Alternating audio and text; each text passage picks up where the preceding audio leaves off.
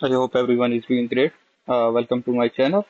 I created little bit a small script for the Mac which arrange the Chrome windows.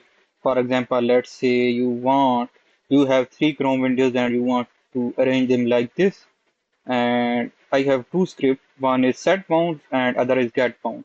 So you will run the first script. It's done. Now let's say you move window here, this one here, and then you run the second script. I will share both script with you. So let's say you run this, it will set Chrome windows based on what they look like when you run the first script.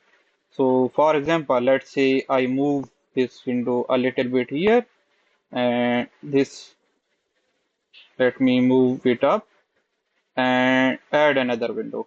Okay, let's move it here and make it look smaller and this one as well.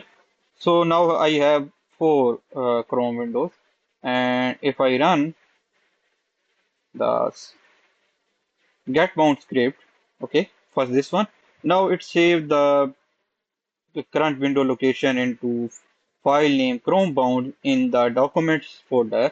And if I run this, let's say I move this, and this, and this. Now if I run set bounds, all the windows of Chrome go back to their previous location. So this is helpful in case you have multiple Chrome windows and you want Windows to arrange them on specific places.